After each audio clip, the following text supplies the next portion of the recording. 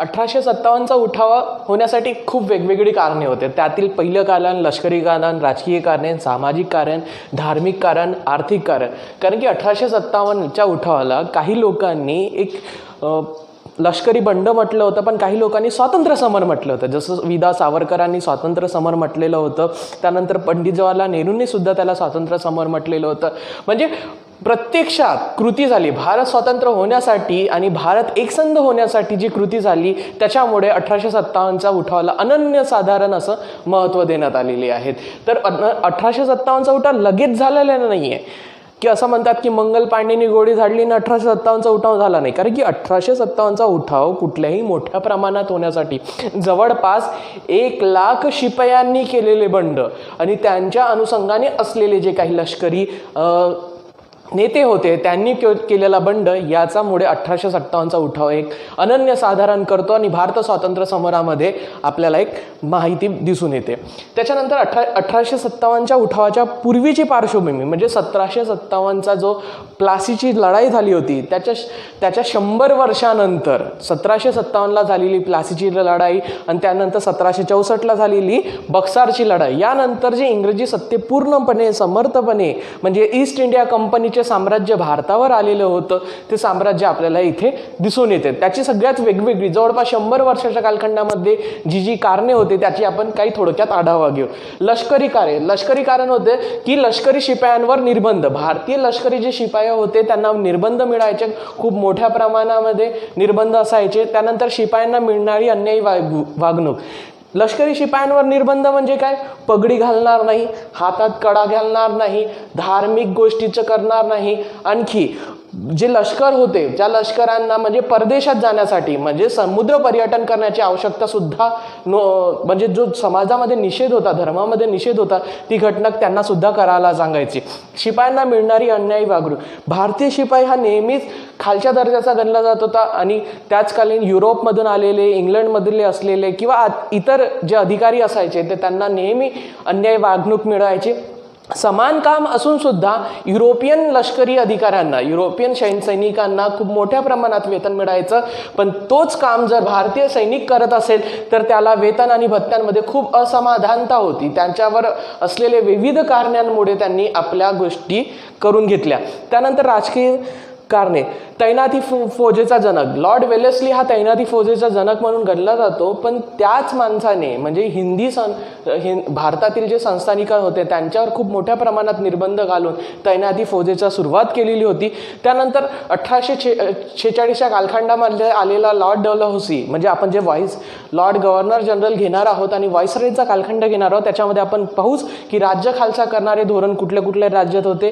त्या राज्य खालसा करण्याच्या धोरणामुळे सुद्धा खूप मोठ्या प्रमाणात राजकीय पेच उठून बसलेला होता. त्यानंतर जमीनदार इनामदार यांच्या हक्कांवर गदा.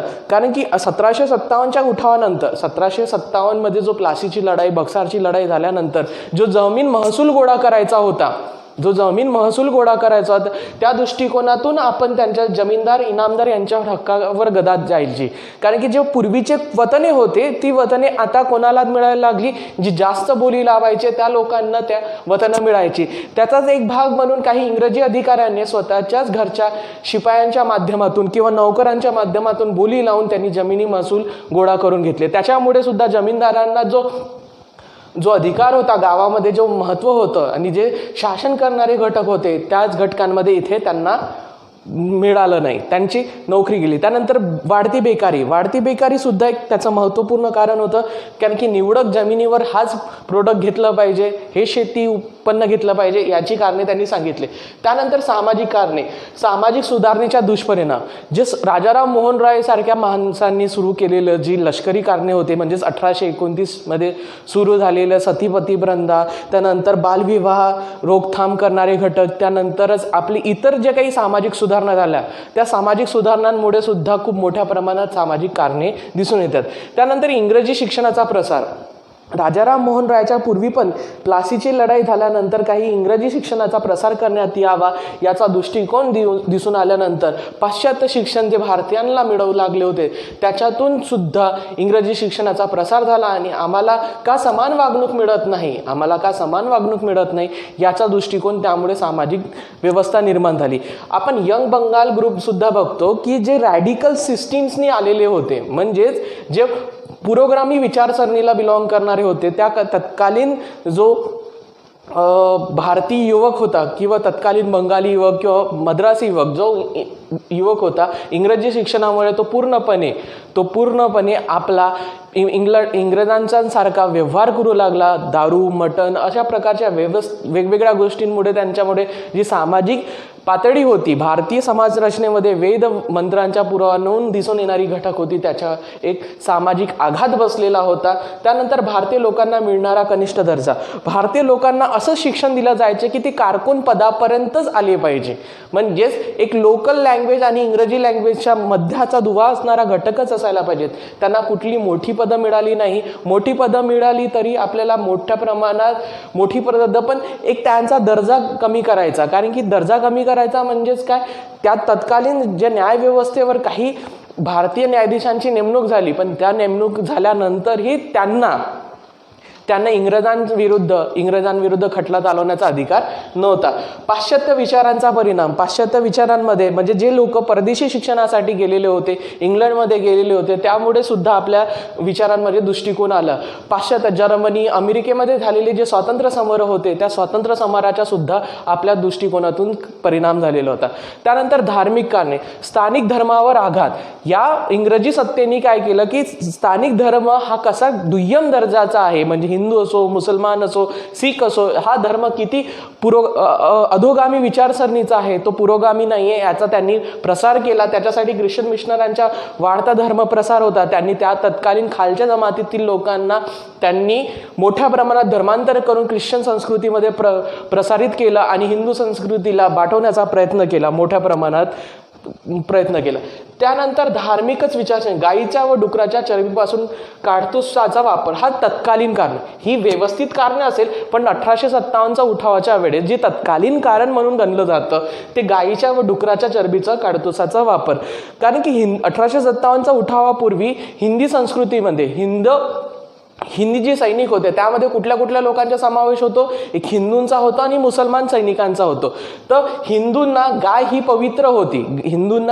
पवित्र होती आणि मुसलमानांना डुकरं हे निषेध होतं. तत्कालीन आलेली जी बंदूक होती त्या बंदुकीमध्ये वापरणारी जी गोळी होती, जी काडतूस होतं, त्याचं समोरचं आवरण जे होतं ते गाईच्या किंवा डुकराच्या चरबीपासून तयार झालेलं होतं आणि ते चरबी दाताने तोडल्यानंतर ते इनबिल्ड करायचे आणि पुन्हा मग गोडे झाडायचे, अशा प्रकारची त्या बंदुकीमध्ये रचना होती. त्याच्याने हिंदी संस्कृतीतील लोकांना किंवा मुसलमान लोकांना असं वाटायचं की इंग्रज हे आमचं धर्म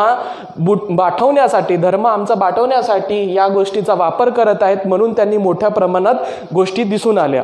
त्यानंतर आर्थिक कारणे, स्थानिक उद्योगधंदे नष्ट, जमीनदार व इनामदार यांच्या हक्कांच्यावर गदा आल्यानंतर जी एक व्यवस्था होती भारतामध्ये, जी व्यवस्था होती त्या स्थानिक उद्योगांच्या नष्ट करण्याची सुद्धा त्यांनी प्रयत्न केले. म्हणजे इथल्या लोकांना मिळणारा जो कुटीर उद्योग, रेशीम उद्योगापासून कलाकुसरीचे उद्योग होते ते इथे बंद होऊ लागले. ते बंद होण्याची कारणं काय, कारण की 1824च्या कालखंडामध्येच 18व्या शतकाच्या सुरुवातीच्याच कालखंडामध्ये आपल्याला असं दिसून येतो की इंग्लंडमध्ये झालेली जी औद्योगिक क्रांती होती, ज्या मशिनींच्या माध्यमातून कारखान्यातून तयार होणारा जो माल होता तो भारतीयांनी तयार केलेला मालापेक्षा कनिष्ठ दर्जाचा जरी असला तरीही तो टिकाऊ मालमत्तेमध्ये लागणार नाही याचा दृष्टिकोन ठेवून स्थानिक उद्योगधंद्यांना नष्ट करून, इथल्या कारागिरांना बेकार करून किंवा त्यांच्या हाताला कच्चा माल न देता त्यांची कला पूर्णपणे नाबूद करण्याचा प्रयत्न केला.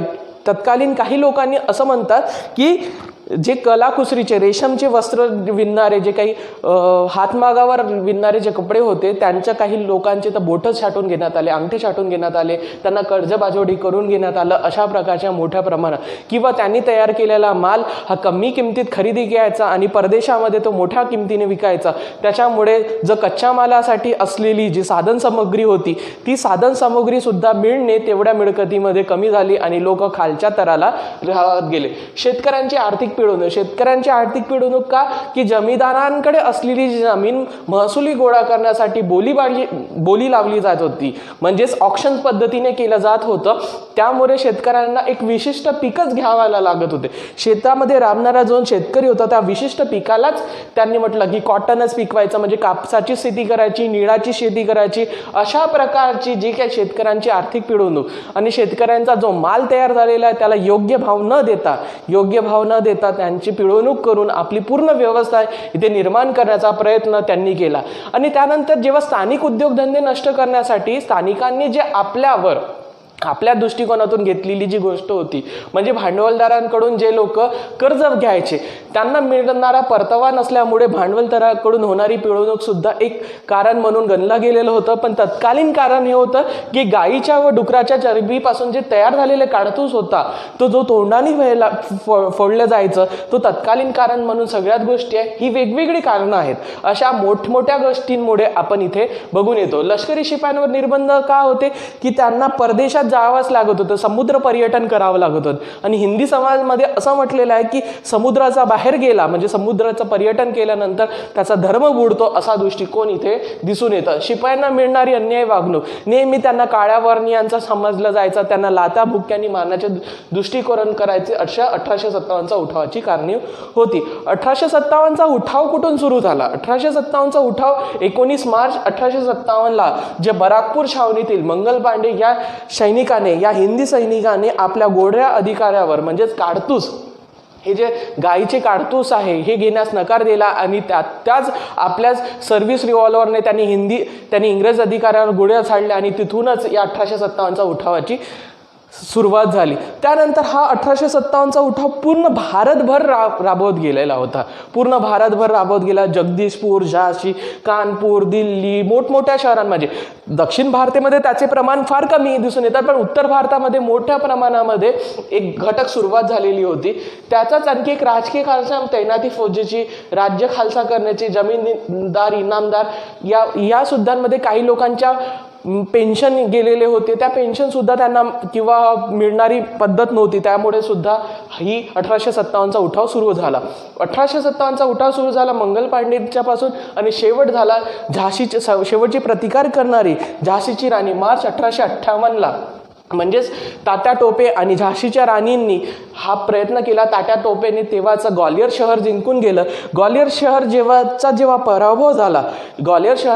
पराभव झाला नंतरच 1857चा उठाव थांबलेला होता.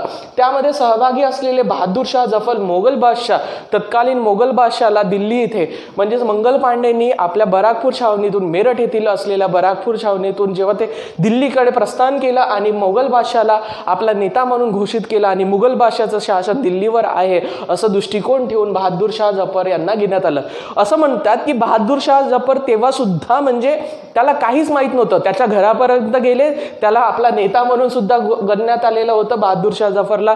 तो सुद्धा शॉक होता. एवढा शॉक असून सुद्धा पण परिणाम काय झाला, बहादूर शाह जफरला मंडालेच्या तुरुंगात पाठवण्यात आलं आणि त्यानंतर त्याचे जेवढे 21 मुलं होतं त्यांना गोळा घालून ठार मारण्यात आलं होतं. अशा प्रकारची क्रूरता सुद्धा इथे दिसून येते. नानासाहेब पेशवे, दुसरा बाजीराव जे होते, 1818ला मराठांचे जे साम्राज्य, पेशव्यांचे जे साम्राज्य गेलेले होते त्यांचा दत्तक पुत्र होता नानासाहेब पेशवे. दुसरा बाजीराव यांचं निधन झाल्यानंतर नानासाहेब पेशव्यांना सुद्धा पेन्शन मिळावी असा त्यांचा प्रतिकार होता, पण नानासाहेब पेशव्यांना ती पेन्शन नाही मिळाली. त्यामुळे सुद्धा त्यांनी सहभाग नोंदवला होता. बेगम हजरतमल, लखनौ येथील बेगम हजरतमल बेगम यांनी सुद्धा प्रतिकार केलेला होता. जगदीशपूर येथील कुंवरसिंग व त्यांचा भाऊ अमरसिंग यांनी सुद्धा प्रतिकार केला होता. तात्या टोपेने, झाशीची राणी यांनी सगळ्यात जास्त प्रतिकार केलेला होता. असं म्हणतात की झाशीची राणीने सगळ्यात उठावाच्या प्रारंभी प्रतिकार केला नाही, पण उठावाच्या शेवटाला जेव्हा त्यांचा सुद्धा खालसा करणारे धोरणं जाणार होते तेव्हा त्यांनी झाशीच्या राणींनी सुद्धा प्रतिकार केला आणि अशा प्रकारे 1857चा उठाव झालेला होता. म्हणजे शेवट झाशीच्या राणीचा पराभव आणि त्यानंतर ग्वाल्हेरचा पराभव, म्हणजे तात्या टोप्यांना अटक झाली आणि तिथंच त्यांना ठार करण्यात आलं. तेव्हाच मंगल पांडेंनी सुरुवात तर केली, पण एप्रिल महिन्यामध्येच त्याला फाशी देण्यात आली आणि त्यानंतरच नंतर खूप मोठ्या प्रमाणात 1857चा उठाव, म्हणजे 29 मार्च ते जवळपास आपल्याला जुलै ऑगस्ट महिन्यापर्यंत चालणारे 1857चा उठाव, जो ग्वाल्हेरमुळे सबकुच हे झालेलं होतं. तेव्हाच्या हिंदी सैनिकांनी 1857चा उठाव करताना एक स्लोगन दिलेलं होतं, म्हणजे एक नारा दिला होता, सब कुछ लाल हो जाएगा, सब कुछ लाल हो जाएगा, असे नारेबाजी घोषणाबाजी देताना हा दृष्टिकोन आपल्याला दिसून येतो.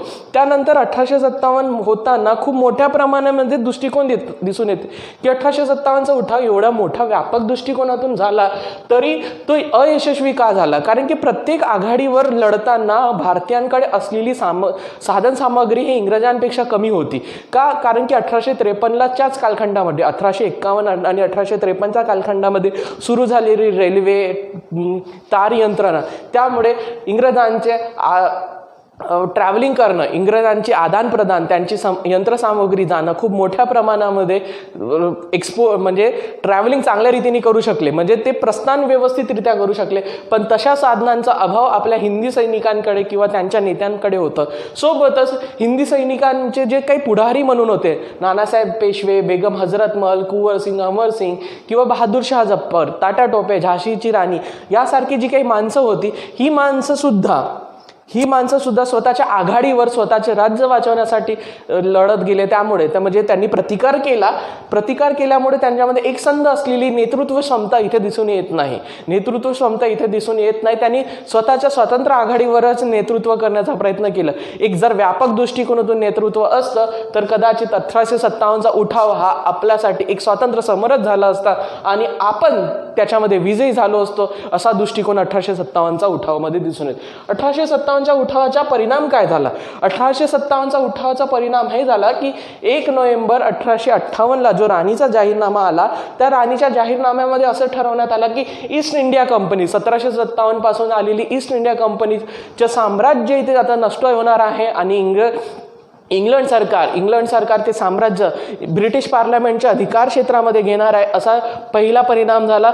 त्यानंतर राज्यकर्त्यांचे उदार धोरण, मग राज्यकर्त्यांनी ज्या समाज संस्कृतीच्या धोरणं अवलंबलेली होती, म्हणजे धर्मांच्या गोष्टींमध्ये सहभाग जास्त, ख्रिश्चन मिशनऱ्यांवरही सुद्धा मोठ्या प्रमाणात निर्बंध घालण्यात आले, इंग्रजी शिक्षणाचाही प्रसार थांबवण्यात आलेला होता. त्याच दृष्टिकोनाचा आणि लोकांच्याकडे असलेला जो दृष्टिकोन होता, लोकांच्या धार्मिक प्रश्नांमध्ये आता हस्तक्षेप करायचा नाही, असा दृष्टिकोन इथे दिसून आलेला होता. त्यानंतर संस्थानकांशी असलेले संबंध, म्हणजे त्या कालखंडामध्ये डलहौसी, तैनाती फौजेचा जनक वेलेस्ली यांनी सुरू केलेली जी पद्धत होती, ती पद्धत संपुष्टात आणून समोर नेण्याचा दृष्टिकोन इथे दिसून आलेला होता. त्यानंतर हिंदी लष्कराची पुनर्रचना, तत्कालीन जेव्हा हिंदी लष्करी होते तिथे मुसलमान किंवा हिंदू संस्कृती, उच्च कुळातील हिंदू संस्कृतीचाच इथे पुनर्रचना घेण्यात आलेली होती. पण आता हिंदी लष्कराची पुनर्रचना अशी करण्यात आलेली होती की एक अधिकारी आणि 1.5 माणसाच्या, म्हणजेच 2 माणसाच्या वरती 1 इंग्रजी अधिकारी, अशा प्रकारचा दृष्टिकोन ठेवण्यात आलेला होता. आणि जाती आधारित, प्रांत आधारित, धर्म आधारित अशी लष्करी यंत्रणा यांनी उभी केलेली होती. म्हणजेच त्या काळात महार बटालियन, त्यानंतरच आपण काही कुमाऊ रिजनचा सुद्धा विचार करतो, शिखांचा दृष्टिकोन दिसून येतात, मराठा रिजन, अशा प्रकारचा त्यांनी गोष्टी दिसून येतात. तत्कालीन अशा व्यवस्थेमध्ये असं म्हणतात की त्यावेळेस जर शिखांनी 1857चा उठावाला भारतातील लोकांना मदत केली असती, भारतीय लोकांना मदत केली असती तर 1857चा उठाव तेव्हाच यशस्वी झाला असता. ते इंग्रजांच्या साथीने लढले, त्यामुळे सुद्धा इंग्रजी सैनिकांचा इथे बिमोड झालेला दिसून येतो आणि 1857चा उठाव इथे व्यवस्थितरित्या अयशस्वी झालेला दिसून येतो. सोबतच 1857चा उठाव हे झालेला होता की फोडा आणि राज्य करा, फोडा आणि राज्य करा, म्हणजे हिंदू मुसलमानांमध्ये फूट निर्माण करा आणि राज्य करा, असा दृष्टिकोन ठेवून त्यांनी मोठ्या प्रमाणात 1857चा उठाव नंतर भारतामध्ये राज्य केलेले होते. 1857चा उठाव ते 1947 पर्यंत जवळपास 90 वर्ष पुन्हा ब्रिटिश सरकारची साम्राज्य इथे भारतावर आपल्याला दिसून येते आणि मोठ्या प्रमाणात पकड पण झाली. त्यानंतर उदार धोरणेचा आणखी एक भाग म्हणजे धार्मिक प्रश्नांवर हस्तक्षेप करणे बंद केली. म्हणजे जेव्हा सलग म्हणजे धार्मिक प्रश्नांवर हस्तक्षेप करण्याचा म्हणजे काय, जे सती प्रथा बंद झालेली होती ते बंद तशीच राहू दिली, पण खूप कायद्याने किंवा कडक कायद्याने करण्याचा प्रयत्न इथे करण्यात आलेला नाही. पण मोठ्या मोठ्या ज्या काही लोक पुढारी झाले त्या पुढाऱ्यांनी नंतर सामाजिक परिणाम घेऊन आणि इंग्रजी सत्यांच्या माध्यमातून सुद्धा काही सामाजिक बदल घडवून आणलेली होती, पण कुठल्याही मोठ्या दृष्टिकोनातून आपल्याला इथे भाग घेण्याचा परिणाम दिसून येत नाही. अशा प्रकारचे 1857चा उठाव होता. 1857चा उठावामध्ये महत्त्वपूर्ण घटक म्हणजे हे काय की भारताला एक नवीन राज्य बनण्याचा सुद्धा इथे दृष्टिकोन दिसून आला. तेव्हा आतापर्यंत 1857च्या उठावापर्यंत भारतामध्ये असंख्य संस्थानिका होत्या, पण आता एक भारत देश झाला आणि त्याच पद्धतीने आपल्याला दृष्टिकोन दिसून येतो. पण आणि 1857च्या उठावानंतर असं दिसून आलं की इंग्रज हे आमच्या कल्याणासाठी आलेले नाही आहे, इंग्रज हे आमच्या कल्याणासाठी आले नाही आहे, ते आमची आर्थिक पिळवणूक करतात, असा असंतोष मोठ्या प्रमाणात फैलत गेलेला दिसून येते 1857च्या उठावामध्ये. आणि मोठी कारणं आपल्याला दिसून येतात, पण आपल्यामध्ये असलेला जो साम्राज्य आहे तो साम्राज्य इथे 1857च्या उठावानंतरही आणखी आक्रमक धोरणाचा त्याग करून आपल्याला दृष्टिकोन येतात. भारतातील ॲडमिनिस्ट्रेशन पूर्णपणे ब्रिटिश पार्लमेंटच्या हाताखाली गेलं आणि ब्रिटिश पार्लमेंटमध्ये एक भारत मंत्री म्हणून एका स्वतंत्र विभागाची निर्मिती करून त्याने हा कारभार करण्याचा 1857चा उठाव झाला.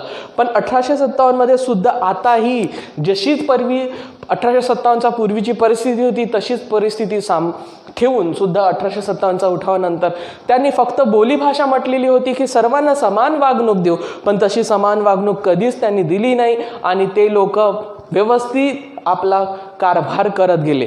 1857च्या उठावामध्ये इथे आपल्याला जे दिसून येते झाशीची राणी, कुंवर सिंग, त्यानंतर बरेच व्यवस्थितरित्या प्रश्न आपल्याला दिसून येतात. आणि परराष्ट्र धोरण सुद्धा 1857च्या नंतर इंग्लंडच्या संबंधांशी जोडण्यात गेलं आणि मोठ्या प्रमाणात आपल्याला बदल दिसून येतोय. आज